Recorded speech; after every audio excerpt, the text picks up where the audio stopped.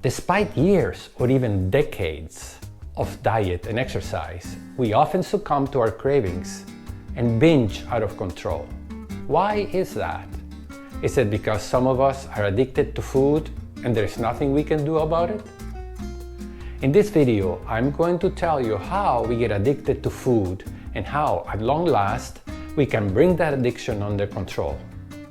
Spoiler alert, it has nothing to do with calorie counting, so stick around, you don't want to miss anything. Every day, we make an effort to restrict our calories and exercise for an hour or more. Soon enough, we quit our diets and binge and feel terrible as a result.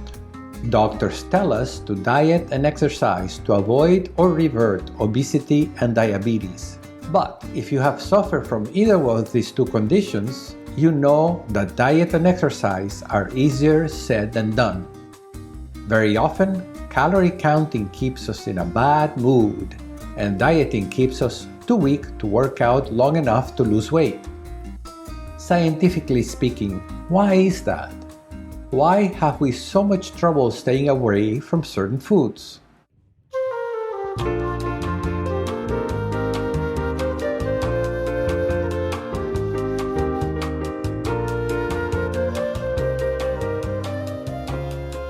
Hi, this is Juan Sarmiento.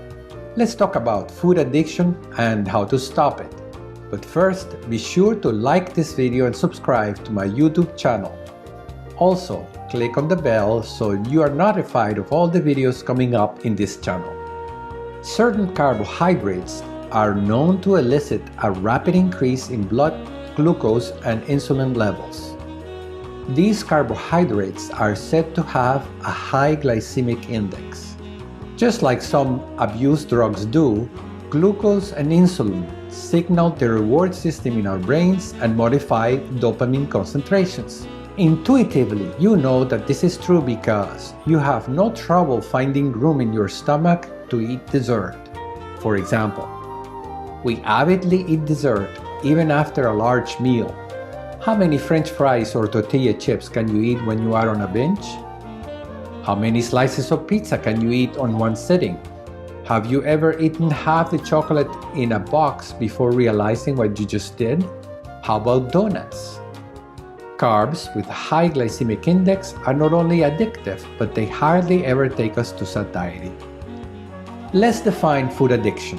Chances are you too have experienced one of the following. Number 1, cravings for the so-called comfort foods. Number 2, tolerance, which is an increasingly higher bar to reach satiety for your cravings. Number 3, lack of control over your food intake. In other words, even knowing the negative effects on your health and appearance, you continue to repeat the binging behavior regardless. These are signs of addiction, as our mesolimbic reward system plays a pivotal role in food intake. As humans evolved from hunter-gatherers, craving foods with high glycemic index and insulin must have played a critical role in our survival. The lack of dopamine signaling may result in a complete loss of food-seeking behavior. Without it, we simply would die of starvation. On the other hand, binging produces a repeated increase of dopamine akin to drugs of abuse. Insulin, the energy storage hormone, triggers the reward system and favors energy storage as body fat.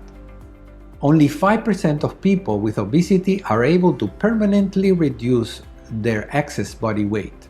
Treatment success for obesity remains low. Individuals with obesity have higher rates of food addiction when compared to non-obese control populations. The prevalence of food addiction increases with BMI. Addiction occurs in 10% of individuals with normal weight to about 25% in people with obesity. Why not treat food addiction instead? This is why research is focused on the understanding of food addiction, in search of new treatment avenues. I would be concerned about possible side effects from the use of drugs to treat food addiction. But how could we lose weight naturally if we are addicted to food? I count myself among the 5% that have reversed obesity permanently. I have experienced that food addiction can be brought under control permanently by increasing the time between meals. Let me explain. Long ago, I was addicted to cigarette smoking. At my peak, I would smoke a pack of 20 cigarettes a day. Since my waking hours were surely less than 20 hours, I decided to reduce my smoking. How? By increasing the time between cigarettes. At first, I decided to smoke only at the top of the hour. To my surprise, I cut my smoking in half to only 10 cigarettes a day. My craving still showed up 30 to 45 minutes after a cigarette, but I would make a conscious effort to wait a few more minutes until the hour was complete. Amazingly, when the hour was complete, my craving to smoke another cigarette was drastically reduced. My time between smokes grew longer and longer. Slowly, over months and years, I reduced the number of cigarettes a day. Eventually, I quit altogether as my daughter was soon to be born.